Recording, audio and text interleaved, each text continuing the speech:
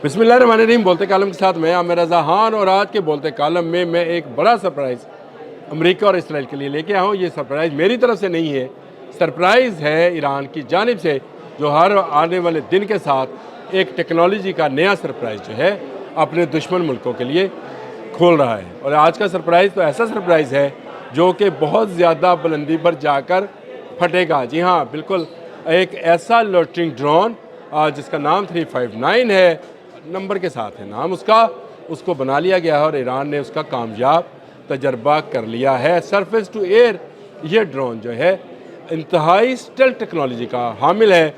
माक 10 तक इसकी स्पीड जाती है और ये 30,000 फुट की बुलंदी पर मौजूद जहाज़ों को तबाह कर सकता है। ये बुलंदी का जिक्र मैंने सिर्फ इसलिए किया ताकि आपके जहन में रहे कि बहुत सारे जो वॉक्स और रीफ्यूलिंग टैंकर जहाज़ हैं वो इतनी ही बुलंदी पर मौजूद होते हैं।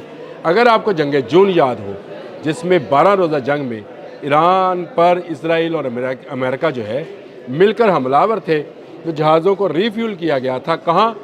इराक की फ़ज़ा में, और इंतहाई बुलंदी पर होने की वजह से ईरान उसे हिट नहीं कर पाया था। ईरान इससे पहले 358 नामी ड्रोन्स रखता था जो कि कम बुलंदी पर मौजूद जहाज़ों को निशाना बना सकते थे, लेकिन कोई ऐसा ड्रोन मौजूद नहीं था जो इन रीफ्यूल टैंकरों और अवाक्स जहाज़ों को, अब अवाक्स जहाज़ भी जो है आपके इल्म में है कि जदीद इलेक्ट्रॉनिक वॉरफेयर के अंदर इनकी क्या अहमियत है।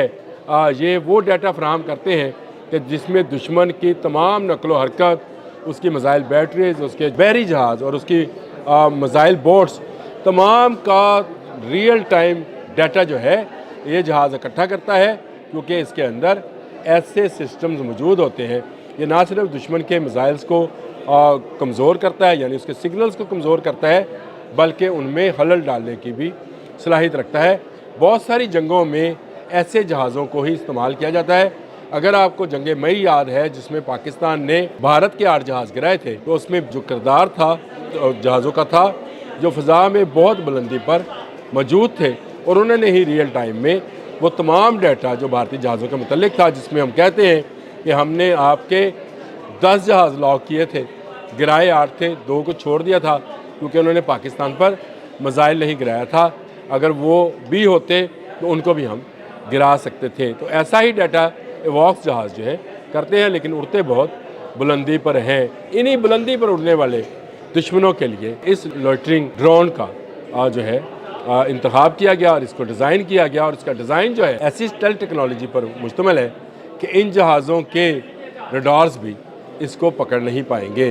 तो ये एक ऐसा सरप्राइज़ है जो अमेरिका और इसराइल दोनों के लिए है, क्योंकि इन दोनों के जहाज़ जब उड़ेंगे, यानी इसराइल के जहाज़ या अमेरिका के जहाज़ किसी खलीजी ममालिक से उड़ेंगे, तो उन्हें कहीं ना कहीं रीफ्यूलिंग करना पड़ेगी। अगर लेट से F-15 भी होता है तो इसको इराक की फ़ज़ा में रीफ्यूलिंग करना पड़ेगा, लेकिन ये जहाज़ जो माक 10 की स्पीड के साथ, यानी ये ड्रोन माक 10 की स्पीड के साथ उड़ेगा, तो ये फिर किसी को खातर में नहीं लाएगा और सीधा अपने टारगेट की तरफ जाएगा और उस जहाज़ को ज़मीन बोझ कर देगा। उस जहाज़ को जो दुश्मन की आँख कान बना होगा, यानी देखने और सुनने की सलाहियत रखता होगा, उसको ना सिर्फ तबाह करेगा बल्कि वो जो जहाज़ों को फ्यूल फराहम करेगा, जहाज़ों को उड़ने की जो है उसके लिए खुराक फराहम करेगा, उन जहाज़ों को भी गिराने के काबिल है। मैंने आपको बता दिया कि लोटरिंग 359 ईरान ने इसका कामयाब तजर्बा कर लिया, और उसके बाद से अमेरिका और इसराइल ख़तरा लायक है कि उसके बहुत बुलंदी पर उड़ने वाले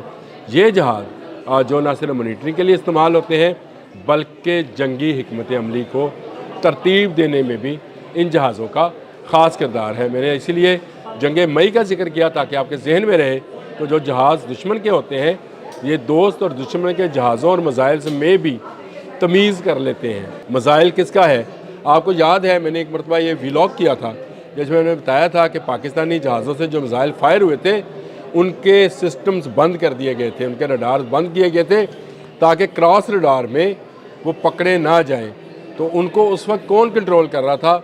इंतहाई बुलंदियों पर मौजूद पाकिस्तान के ऐसे ही अवॉक सिस्टम से लेस साफ जहाज़ जो थे उनको कंट्रोल कर रहे थे, और इसी को इलेक्ट्रॉनिक वॉरफेयर कहते हैं।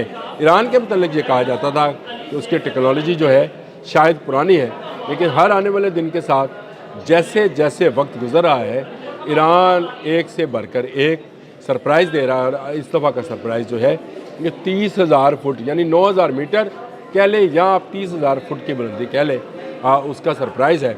और ईरान इससे आगे की भी बात कर रहा है, यानी ईरान अब 50-52 हज़ार फुट की बुलंदी तक जाना चाहता है, ताकि अमेरिकी बमबार जहाज़, जैसे आपको पता है कि B-52 अमेरिका का बम बरसा चुका है ईरान के ऊपर, ऐसे जहाज़ों को भी निशाना बना सके।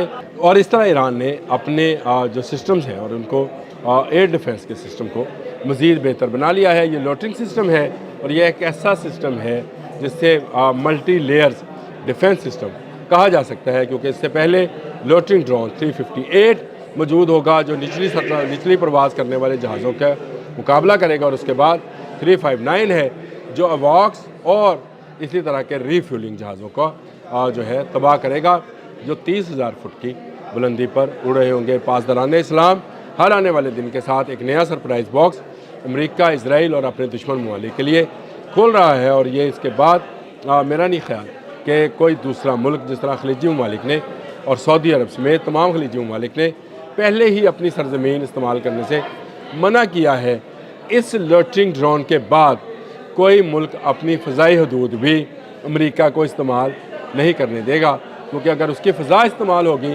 तो यही लोटरिंग ड्रोन वहाँ पर हमलावर होगा और एक नई जंग उस मुल्क के लिए खुल जाएगी, जिसके बाद ना सिर्फ ईरान हक बजानब होगा उस मुल्क पर हमला करने का, क्योंकि उसने अपनी फ़ज़ाई हदूद अमेरिका यानी उसके दुश्मन इजराइल यानी उसके दुश्मन के लिए खोली हुई थी। तभी तो अवाक्स मौजूद था, तभी तो इस तरह के जहाज़ मौजूद थे जिनको रीफ्यूलिंग टैंक्स कहा जाता है। ये रीफ्यूलिंग टैंक्स के ना होने से अमेरिका को बड़ा धचका लग सकता है, लेकिन ईरान हर आने वाले दिन में नया सरप्राइज़ बॉक्स खोलता है, एक वेपन निकालता है और दुनिया के सामने पेश कर देता है। इस वक्त इस लोटरिंग ड्रोन की धूम मची पड़ी है कि 30,000 फुट की बुलंदी तक किसी जहाज़ को ईरान उड़ने नहीं देगा।